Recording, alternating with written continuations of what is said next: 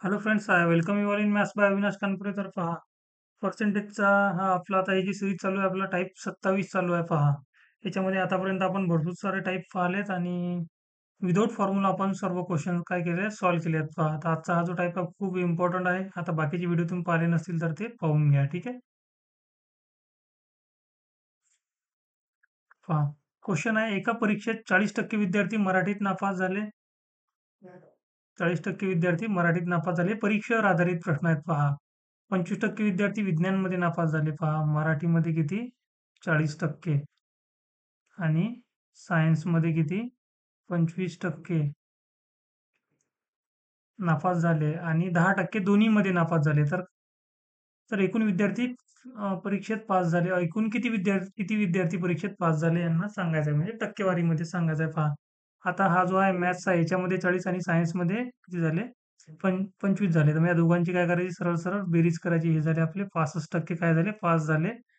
ना सॉरी, नापास झालेले आहेत. पहा, हे 65% नापास झाले आणि 10% दोन्हींमध्ये नापास झाले, म्हणून हे 10% काय करा? वजा करायचे आहेत. नेहमी काय करा? वजा करा.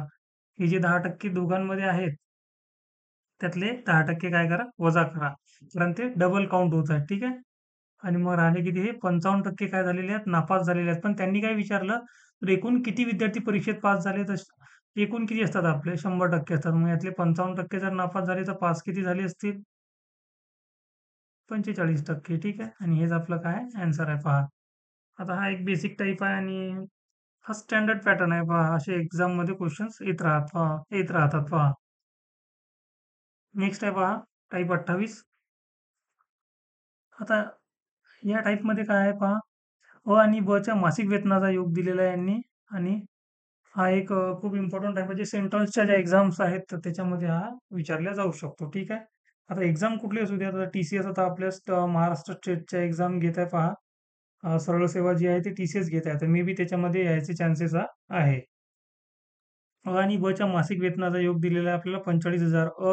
वेतनाच्या 75% आणि वेतनाच्या 80% भाग खर्च करतो. पहा, आता त्याचं एक काहीतरी काय आहे? वेतन आहे पहा, किंवा काय आहे? उत्पन्न आहे. पहा, ठीक आहे.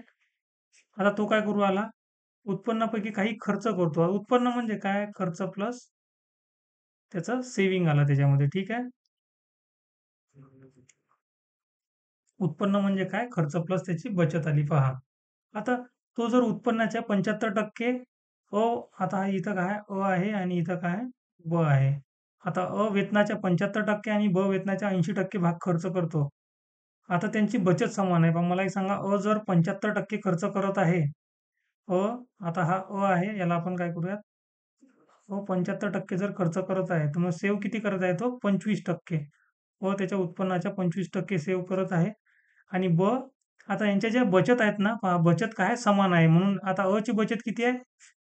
च्या वेतनाच्या 25%. चं वेतन जर असेल, तर त्याची बचत किती असेल? त्याच्या वेतनाच्या 25%.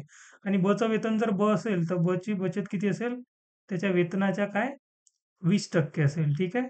20% काय त्याची बचत आहे. आता याला आपण सॉल्व्ह करूयात. भागीला आपला येईल आणि बरोबर काय होईल? हे 20/25. पर्सेंटेज कॅन्सल होईल. म्हणजेच हे काय होईल? 5 20 आणि हे 5 5 25. म्हणजे चं वेतन जर 4 युनिट असेल, तर चं वेतन किती आहे? 5 युनिट आहे. ठीक आहे. आता पुढे त्यांनी काय विचारलं? आणि च्या मासिक वेतनाचा योग. चं वेतन 4 आणि चं वेतन किती आहे? 5 आहे. 4 आणि 5 किती? 9. आता 9 युनिटची व्हॅल्यू किती आहे? 45,000 आहे. तर त्यांनी काय विचारलं? तर चे वेतन किती आहे? आता चे वेतन किती आहे? 5 आहे. आता आपण एका युनिटची व्हॅल्यू काढू. हे 9 5 45, म्हणजे होतील आपले 5,000. आणि चं वेतन किती आहे? 5 आहे. तर 5 युनिटची व्हॅल्यू काढायची आपल्याला, तर 5 ने मल्टिप्लाय करा. 5 5 25,000. ठीक आहे. आणि हेच आपलं काय आन्सर आहे. पहा, इथं काय केलं आपण? थोडंसं लक्ष द्या. काय दिलंय त्यांनी? त्याची खर्च दिलेला आहे, पण त्यांनी पुढे काय म्हटलं? तर त्यांचं बचत समान आहे. तर त्या बचतलाच आपण इक्वल केलं आणि आपण आणि चा जो वेतनाचा रेशो आपल्याला भेटला आणि ते आपल्याला गिव्हन होता, जो की किती होता? त्याची बेरीज 45,000 आणि त्याला आपण पुढे सॉल्व्ह केलेला आहे. पहा, समजलं नसेल तर एकदा पुन्हा सांगतो. पहा, आपल्याकडे काय आहे? उत्पन्न म्हणजे काय? खर्च आणि बचत असते. पहा, खर्च आणि काय असते? बचत असते. ही खर्च आणि काय? बचत आहे. पहा, आता काय करत आहे इथं? वेतनाच्या 75% खर्च करत आहे. पण अचं वेतन जर असेल, अचं वेतन असेल, तर वेतनाच्या 75% खर्च करत आहे. तर त्याचं बचत किती करत आहे तो? वेतनाच्या 25%. ठीक आहे, इथपर्यंत समजलं. आणि ब वेतनाच्या 80% भाग खर्च करत आहे. आता बचं वेतन जर असेल, तर वेतनाच्या 80% काय करत आहे? 80% भाग खर्च करत आहे. म्हणजेच बची बचत किती आहे? तर 20%. ठीक आहे. आणि हे काय म्हटलं त्यांनी? आता त्यांची बचत समान आहे. म्हणजे हे हे जर बचत असेल आणि ही बचत असेल तर काय समान आहे. ची बचत ही लेफ्ट साइडला आणि राइट साइडला ची बचत ही जर समान असेल तर आपण त्याला इक्वल ठेवलं आणि त्यालाच आपण पुढे सॉल्व्ह केलं. आपल्याला आणि च्या वेतनाचा रेशो भेटला. आता त्याची बेरीज 4 आणि 5 ची बेरीज किती आहे? 45,000. एका युनिटची व्हॅल्यू काढली आणि त्यांनी चं वेतन विचारलं म्हणून चं वेतन काय 5 युनिट. तर 5 युनिटची व्हॅल्यू किती आली आपली? 25,000 आणि हेच आपलं काय आहे? आन्सर आहे. पहा. ठीक आहे. नेक्स्ट क्वेश्चन पहा. जर पी चे उत्पन्न क्यूच्या उत्पन्नापेक्षा 40% कमी आहे. पहा. आता हा तर आपला सुरुवातीच्या टाइप मधला क्वेश्चन आहे, पण आता या शीट मध्ये इकडे आलाय, आपण सॉल्व्ह करूया त्याला. पी चे उत्पन्न क्यूच्या उत्पन्नाच्या 40% कमी आहे. 40% म्हणजे काय? तर 2/5. म्हणजे क्यूचं उत्पन्न जर 5 असेल तर पीचं काय आहे? 5 वर 2 कमी म्हणजे 3 आहे. पहा, पीचं उत्पन्न 3 असेल तर क्यूचं उत्पन्न काय आहे? 5 आहे. पुढे त्यांनी काय म्हटलं?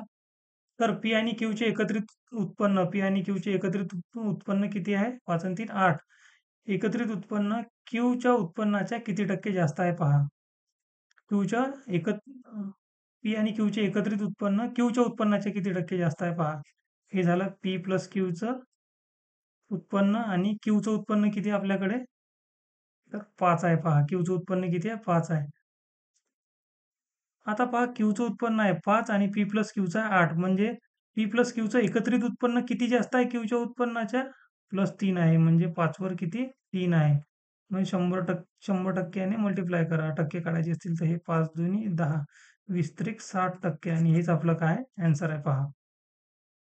क्वेश्चन थोडासा लँग्वेज थोडीशी फिरवलेली आहे, बट बढिया क्वेश्चन आहे पहा. पुन्हा सांगतो एकदा. इथं पहा, 40% म्हणजे काय? तर 2/5 म्हणजे पीचे उत्पन्न क्यूच्या उत्पन्नाच्या पेक्षा 40% कमी आहे. म्हणजे क्यूचे उत्पन्न जर 5 असेल, क्यूचे उत्पन्न जर 5 असेल, तर 5 पैकी 2 कमी म्हणजे 3 काय आहे? पीचे उत्पन्न आहे पहा. आता पी प्लस क्यूचे उत्पन्न किती आहे? तर 8 आहे. आणि क्यूचे उत्पन्न किती आहे? 5 आहे. तर पी प्लस क्यूचे उत्पन्न क्यूच्या उत्पन्नापेक्षा 3 ने जास्त आहे पहा. पीच्या उत्पन्नापेक्षा. एक्झाममध्ये त्यांनी हेच प्रश्नामध्ये हेच विचारलं. क्यूच्या उत्पन्नाच्या किती टक्के जास्त आहे? पी प्लस क्यूचे एकत्रित उत्पन्न. पी प्लस क्यूचे एकत्रित उत्पन्न म्हणजे 8. हे क्यूच्या उत्पन्नाच्या किती टक्के जास्त आहे? आता क्यूचे उत्पन्न किती आहे? 5 आहे आणि पी प्लस क्यूचं 8 आहे. म्हणजे पी पेक्षा किती? 3 जास्त आहेत पहा. म्हणजे पीला बेस मानून हे काढायचं आपल्याला, तर पी येतील छेदामध्ये आणि जे जे वेतन जे एकत्रित उत्पन्न जास्त आहे ते येईल अंशामध्ये. म्हणजे हे किती झालं? 3/5 गुणिले 100 आणि पर्सेंटचा सिम्बॉल पर्सेंटेज काढायचा म्हणून याला आपण सॉल्व्ह केलं आणि हेच आपलं काय आहे? आन्सर आहे पहा.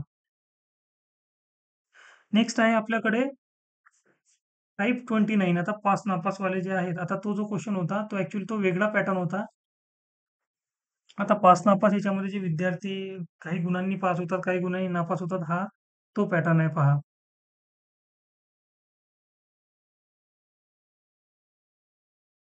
हे इथं 20 करून घ्या.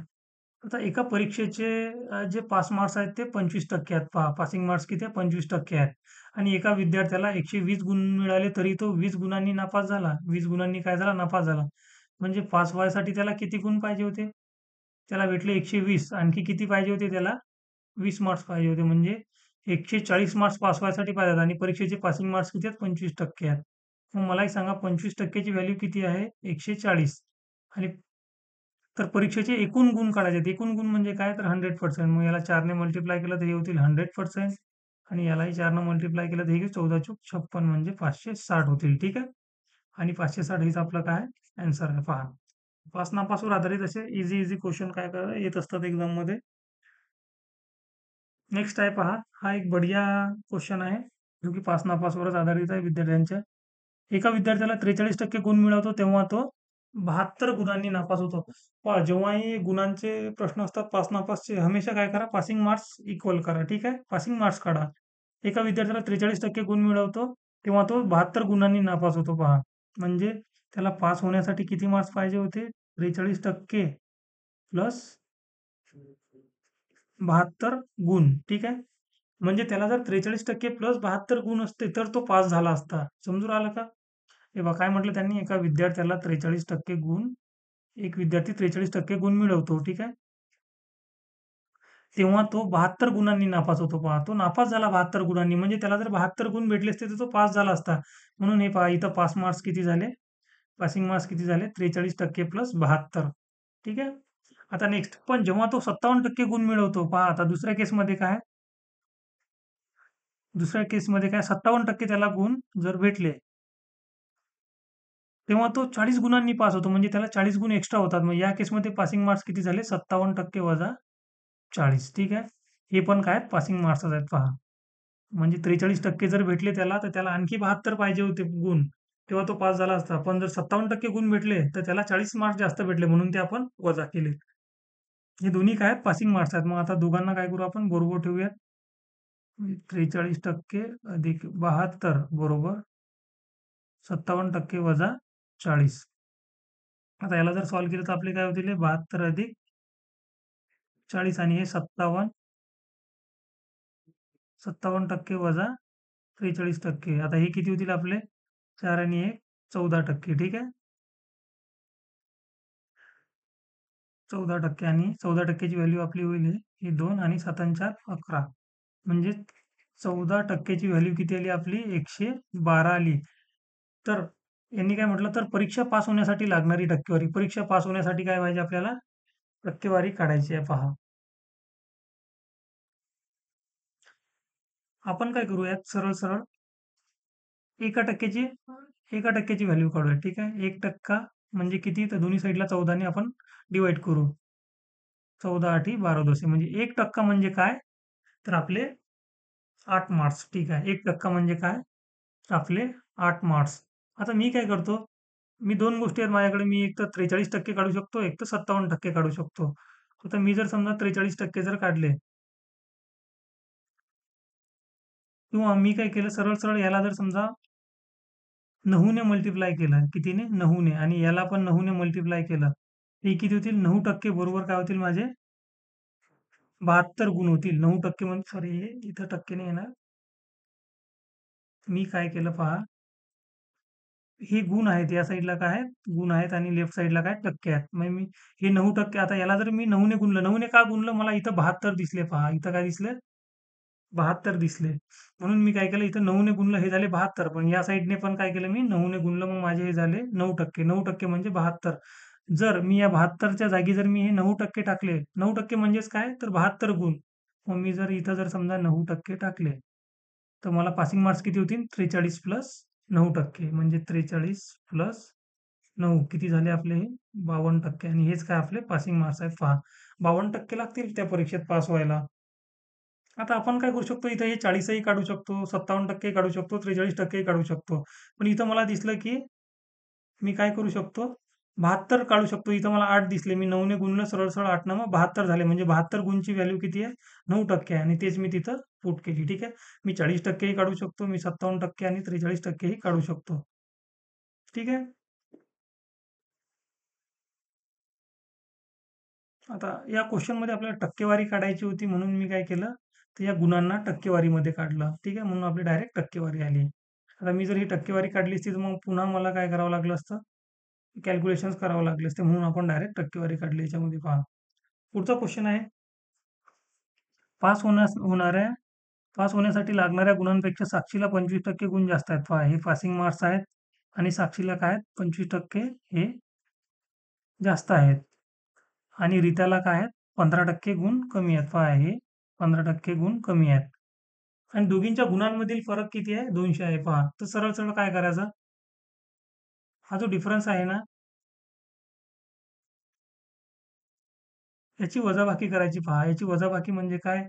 तर 25 वजा वजा 15 किती होतील आपले हे? 40%. आता हे 40% चीच किंमत किती दिलेली आहे? पहा. गुण आता रीताला 15% गुण कमी आहेत. दोघींच्या गुणांमधील फरक 200 आहे.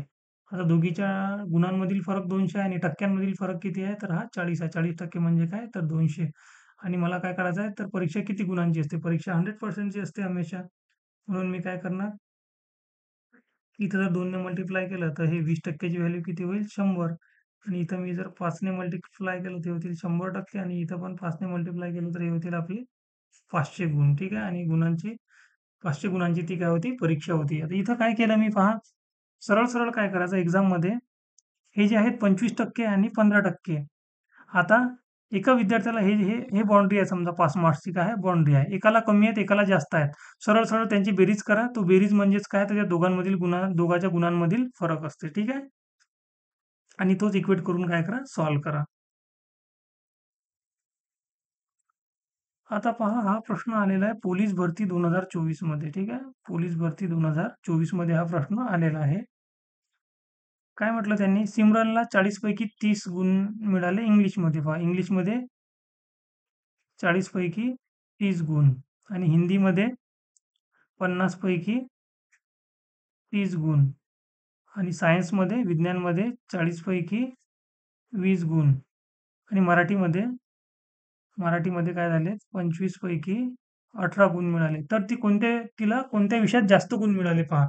तर जास्त गुण मिळाले यासाठी आपल्याला टक्के काढणं गरजेचं आहे. आता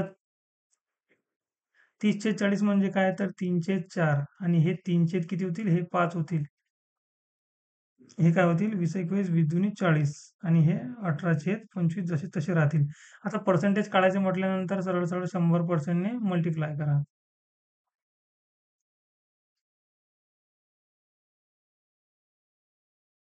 आता पहा, याला सोडवलं तर काय होईल? 4×25 100 आणि 25 त्रिक हे झाले 75% आणि हे किती होईल? 5 दुनी 10, 20 त्रिक 60% आणि हे झाले आपले 50%. हे किती होईल? 25 चूक 100, 18 चूक 72.